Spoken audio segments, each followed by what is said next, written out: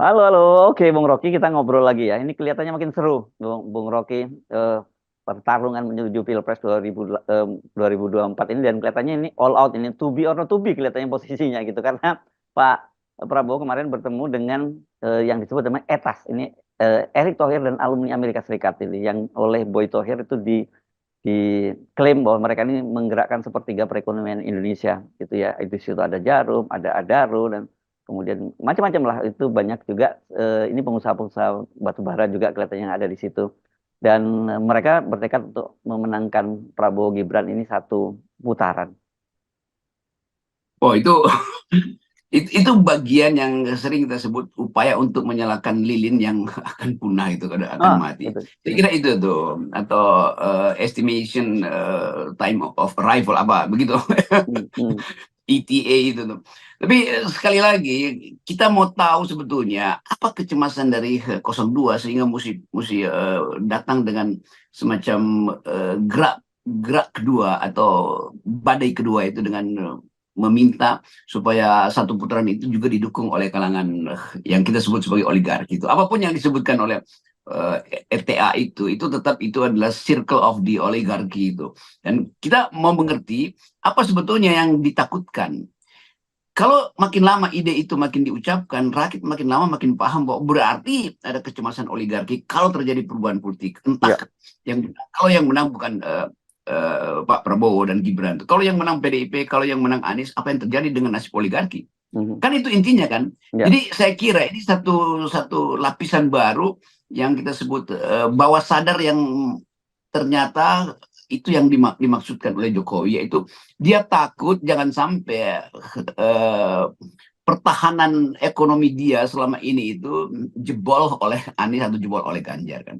Kan kita mengerti bahwa political ekonomi dari Indonesia tetap ditentukan oleh yang kita sebut ersat kapitalisme zaman dulu Ya. itu, yaitu Mhm. kapitalisme yang nggak ada basisnya sebetulnya. Mhm. Basisnya kan papers, basisnya kan portofolio, bukan berbasis pada akumulasi kapital yang resmi seperti yang pernah dibayangkan terjadi di Eropa atau Amerika abad 18-19. Kan semua sistem kapitalisme kita itu palsu sebetulnya kan, berinduk pada kekuasaan itu masalahnya tuh. Mhm. Jadi Jokowi sebetulnya diumpankan oleh oligarki untuk jadi tameng supaya bisnis-bisnis yang mungkin ditandatangani 25 tahun ke depan masih bisa dilanjutkan. Makin lama oligarki merasa ini bisa batal loh semua Mhm. perjanjian perjanjian ekonomi atau perjanjian finansial dengan rejim Indonesia. Jadi mereka kewalahan sebetulnya melihat bahwa Megawati nggak bisa dikendalikan lagi, Mhm. apalagi Anies misalnya. Maka dia mulai bikin semacam ya ancaman yang sifatnya insinuatif. Kalau Mhm. Amin Anies terjadi, maka akan terjadi perubahan radikal tuh, revolusi dalam sistem ekonomi. Kalau PDIP terjadi, maka Megawati akan balas dendam dan menghabisi seluruh legasi finansial dari Jokowi. Saya kira itu kalau kita kita kuliti lapisan berpikir dari ETA ini, dari ETA ini, saya kira ada di Etas situ tuh. tuh. Etas. Erick Thohir dan alumni Amerika Serikat. Etas singkatannya. Hmm. Erick Thohir dan alumni Amerika. Oh, ETAS itu. Etas ya, ya, ya. Ya. ETAS tinggal tambah R di depan tuh. Apa itu? Retas, Prioritas diretas. gitu ya. Oke.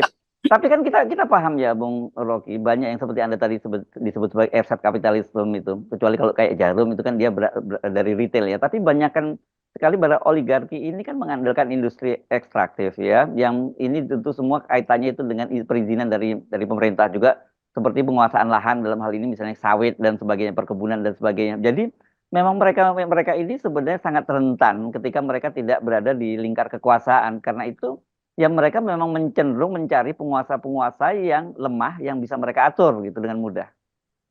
Ya, kelihatannya itu. Pada akhirnya kita balik pada bagian-bagian yang pernah kita baca, The Rise of Capital dari Richard Robinson, tulisan-tulisan yang dibuat oleh Ferry Hadis segala macam itu, dan teman-teman di Prisma yang berupaya untuk mengembalikan analisis sosial ekonomi Indonesia berbasis pada pikiran-pikiran struktural. Kan kita mengerti itu. Artinya saya mesti terangkan hal-hal yang sifatnya akademis ini Hmm. supaya publik tahu bahwa sebetulnya menganalisis Indonesia itu mudah aja tuh. Bahwa ada kapital yang sedang resah tetapi ingin cari mode of production baru tapi nggak ketemu. Sementara di depan kita udah ada kekuasaan. Ini istilah-istilah teknis ini nanti biarin aja mereka yang berdebat cari-cari di Google tuh. Jadi akhirnya kita balik pada studi akademis tentang nasib Indonesia di tengah-tengah perubahan paradigma dunia tentang keadilan sosial. Kita berkali-kali melihat bagaimana para kapitalis itu, terutama geng kapitalis di Davos itu mulai menyadari bahwa kalau cara berpikir kita masih bersifat akumulasi dan sifatnya adalah eksploitasi, maka keadilan sosial itu bukan saja batal pada manusia, tapi batal pada alam. Hak-hak primer manusia itu mungkin bisa dipenuhi, tetapi non-human rights itu yang kita sebut hak-hak pohon, hak sungai untuk tetap jernih segala macam itu akan hilang.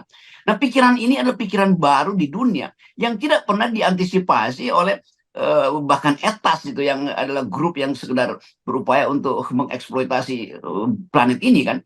Jadi bagi masyarakat dunia melihat bahwa gerak Indonesia itu betul-betul gerak dengan langkah yang rapuh sebetulnya. Kerapuhan itu justru diperlihatkan oleh disparitas yang sangat tinggi dan begitu dilihat kenapa disparitas terjadi tadi karena penguasaan lahan dan penguasaan industri strategis yang hanya dikuasai kelompok yang sangat kecil. Jadi saya kira nanti satu waktu nih etas ini akan dianggap juga sebagai ya ersat kapitalisme yang masih berupaya untuk menggeliat di tengah-tengah kepalsuan ideologi dunia itu. Jadi kita ingin supaya pembicaraan-pembicaraan semacam ini diungkapkan hari-hari ini supaya ada riset baru tentang nasib Indonesia kalau tidak dilakukan perubahan paradigma dalam soal social justice. Ya, saya kira justru dengan mereka go public semacam itu kan ini bisa membangunkan kesadaran pada publik ya, pada rakyat gitu ya bahwa oh kalau begitu gerakan-gerakan ini tidak bisa terus dibiarkan berlanjut karena mereka ini kan bagian dari establishment dan yang kita padahal selama ini kita kritik dulu mulai dari penguasaan lahan, kemudian gini rasio yang sangat tinggi dan sebagainya itu yang sebenarnya saya kira penting untuk kita sadarkan publik bahwa kalau orang-orang seperti ini kalau terus-menerus itu berbahaya gitu dan mereka dipastikan ini kan semacam akan mencari semacam inang gitu ya untuk induknya untuk mereka berkembang biak terus dan yang dicari kan ini seperti benalu mereka ini yang hidup ya dari kemudian menyedot yang menjadi inangnya gitu. Ya, ini istilah bagus nih Arjuni, benalu kapitalisme atau Ya. parasit kapitalisme. Kan mestinya hal seperti ini yang jadi dasar perdebatan capres wapres kemarin. Ya. Ini sebetulnya intinya berdebat itu berdebat di tingkat paradigma itu, bukan Ya. berdebat di tingkat istilah-istilah yang Ya. nggak ada kaitannya dengan cara berpikir dunia kan. Jadi kita mau balikkan sebetulnya kemampuan bangsa ini untuk melihat masa depan itu ditentukan oleh kemampuan akademis, yunto intelektual dari elit untuk membaca gerak sejarah. Itu dasarnya kan. Nah, mereka yang berdebat di panggung KPU itu nggak ada poin tentang soal-soal semacam ini itu. Tentu kita lihat bagaimana taktik Gibran itu buat mengolok-olok, buat sodorin pengetahuan dia tentang segala macam hal yang teknis tentang nikel. Apakah ya nikel itu dipakai oleh Elon Musk, apa pentingnya itu? Ya Elon Musk juga bilang nggak penting juga, begitu ada hidrogen gue bisa pindah hidrogen kok. Mungkin begitu 2 jam setelah Gibran bilang dipakai oleh Elon Musk, sebetulnya Elon Musk udah nggak peduli lagi karena dia udah mulai melihat bahwa persaingan dia dengan Toyota itu masa depan dari hidrogen. Dan Toyota mungkin bilang iya ini 2 tahun doang nih, setelah itu kita mau balik pada industri nuklir misalnya. Jadi cara kita melihat politik itu betul-betul dangkal tuh, hanya ngutip-ngutip atau nguping dari headline media kecil lalu seolah-olah tahu tentang pengetahuan. Yang dibutuhkan dalam perdebatan adalah kemampuan untuk melihat dunia secara utuh gitu. Atau apa namanya bird's eye view, helicopter view, dan melihat dunia ini bukan sebagai peta antara Asia Eropa yang dijembatani oleh Selat Bosporus, bukan. Ini planet yang sedang tenggelam bersama-sama, Asia, Afrika, segala macam, kalau tidak ada upaya untuk regain the very ideas of social justice. Jadi social justice itu betul yang sedang dibicarakan di seluruh pelosok dunia, terutama di pusat-pusat studi itu. Yang itu sebetulnya mesti jadi tema perdebatan di tingkat presiden maupun cawapres.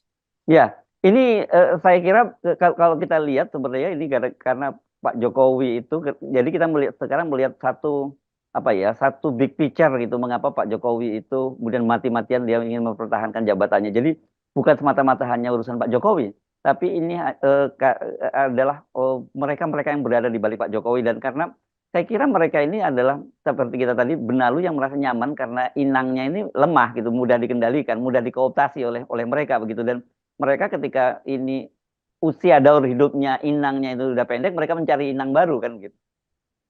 Ya itu yang kita nggak ngerti. Ini Jokowi udah di akhir masa kepemimpinannya, tetap pikirannya cuma soal gorong-gorong BLT, gorong-gorong BLT, lempar Hmm. hadiah. Jadi nggak ada ide tuh. Dan generasi kita ini mau lihat, nanti kalau begitu Gibran sama juga dong isinya tuh kan. Jadi sebetulnya Jokowi itu balik ke Semarang itu ngapain itu? Coba dia nongkrong aja di istana dan mulai menulis catatan pendek refleksi terhadap kegagalan dia. Dan itu yang dia ucapkan. Orang akan anggap berarti Pak Jokowi adalah pemimpin yang berakal itu, karena dia bisa refleksikan 9 tahun dia memimpin dengan disparitas yang luar biasa, dengan Gini rasio yang juga drop, dengan stunting yang tinggi, dengan infrastruktur yang berantakan, dengan hutang luar negeri yang menumpuk, dengan macam-macam. Jadi mending Jokowi bikin semacam permenungan untuk mengatakan saya bersalah.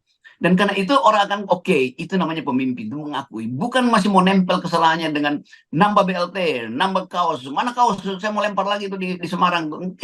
Itu betul-betul nggak ada akal itu. Kalau saya bilang nggak ada otak, itu nggak bisa. Semua manusia punya otak. Kecuali mereka yang diberi otak tanpa mampu menggunakan. Itu yang namanya tiada akal, atau yang saya sering sebut dungu tuh. Jadi kalau saya kritik itu bukan saya kritik orangnya, tapi saya kritik cara dia mengucapkan atau cara dia membayangkan hidupnya atau hidup bangsa ini kan. Jadi kita di FNN berkali-kali kita bikin refleksi itu, Pak Jokowi, Anda mungkin akan dapat semacam kesempatan terakhir untuk dielulukan kalau Anda melakukan pengakuan tentang kesalahan, bukan untuk menutupi kesalahan justru itu. Nggak mungkin itu. Satu waktu juga sejarawan akan buka itu ketidakmampuan Pak Jokowi untuk menggagas sesuatu dibandingkan dengan apa yang dilakukan oleh Habibie, apa yang dilakukan oleh Soeharto, bahkan apa yang dilakukan oleh Muhammad Hatta, atau apalagi apa yang dilakukan oleh Soekarno. Ya, ya, ya. Ya, jadi saya teringat percakapan-percakapan kita sebelumnya. Kalau kita memang ingin perubahan, itu memang para relawan harus berani memberikan share. Itu kan ada selalu nyatakan begitu ya, karena kita tahu ada kekuatan ekonomi dari oligarki itu. Dan kabar gembiranya saya kira akan ditunjukkan oleh Gen Z itu melalui K-popers dan sebagainya, yang kemudian mereka justru sebagai relawan, mereka menyumbang videotron dan sebagainya. Dan kemarin ketika Cak Imin akhirnya lolos, dia berhasil keluar bagus, dia nagih karena dia dijanjikan kalau kalau dia gagal lagi, debat lagi, kalah lagi debat, dia akan diculik ke Rengas Dengklok gitu. Sementara kalau menang akan dibuatkan videotron. Dan Kak Caimin langsung mencuit kemarin begitu selesai debat, videotron. Nah, itu katanya, dan dijawab oleh para netizen on progress. Ini menarik. Nah, itu yang kita lihat juga, yang kita sebut netizen atau Hmm. apa namanya, ya buzzer atau relawan. Makin lama kita bisa pisahkan mana relawan yang betul-betul angkat tangannya, this is my share, 10 Hmm. ribu rupiah, 100 ribu rupiah tuh, Hmm. dan atau ini software Videotron, dengan relawan yang mengais-ngais sisa BLT. Kalau Hmm. relawan kecilnya Jokowi tinggal itu kan nunggu Hmm. di BLT dibagi, ada sisa buat kita nggak? Kalau relawan-relawan gede itu udah itu ngerampok BUMN itu kan, Hmm. Ya. supaya dapat proyek itu dengan memeras sebetulnya. Itu sama aja tuh. Itu sama buruknya dengan cara Jokowi mengasuh Indonesia. Yang dipamerkan ada sesuatu yang bakal langsung terlihat itu. Jalan tol langsung terlihat, jalan IKN langsung terlihat segala macam. Tetapi itu bukan itu yang kita mau dari pemimpin. Pemimpin itu harus kaya gagasan. Dia harus mampu menciptakan harapan. Itu dasarnya kan. Nah, mereka yang gagal di situ itu artinya hanya ingin memelihara si dungu atau si bajingan ini supaya masih bisa diperas, masih bisa diminta tanda tangan untuk perpanjangan izin nikel misalnya dalam 5 tahun ke depan. Jadi kan dangkal betul kan. Jadi kita ingin lihat bagaimana negeri ini diasuh, kembalikan pikiran-pikiran itu pada apa yang pernah dibayangkan oleh founding parents kita kan. Demikian juga buat Pak Prabowo yang juga teman diskusi saya, yang mungkin sedang berenung sekarang tuh bagaimana caranya supaya Indonesia itu betul-betul dihitung sebagai bangsa yang pernah berpikir dan masih berpikir dan akan berpikir. Kan itu intinya kan. Dan sementara itu mungkin relawan-relawan sekitar Prabowo melakukan kampanye. Yang dilakukan Gibran itu udah betul tuh. Mana mungkin anak muda mengikuti gimmick dari Gibran di situ. Dan makin lama kita tahu bahwa anak muda jangan sampai jadi semacam menimbulkan mimpi untuk menjadi pemimpin itu harus dengan cara-cara seperti Gibran. Itu kan buruk betul kan. Nah, prestasi itu yang mau kita ingatkan bahwa senior-senior juga harusnya yang mengasuh Gibran itu mengerti bahwa jangan si Gibran ini dijebakkan sebagai role model dari anak muda, tapi role model yang palsu sebetulnya, hanya karena keinginan politik bapaknya, maka dia di role modelkan untuk hal yang akan menjebak prestasi anak muda di masa depan. Jadi saya kira itu permenungan politik kita menjelang mungkin bisa ada debat terakhir. Kita ingin lihat bagaimana Pak Prabowo di debat terakhir itu pulih atau lakukan semacam pembalikan paradigma bahwa dia itu diminta untuk memimpin Indonesia, bukan sekedar untuk memanjakan Gibran. Oke, baik, terima kasih Bung Rocky ya buat kita This is my share ya dengan terus menyebar Ya, akal sehat ya. oke. Dan ikuti FNN terus. FNN hanya menganalisis, tidak ada masalah-masalah pribadi di sini. Oke. Terima kasih.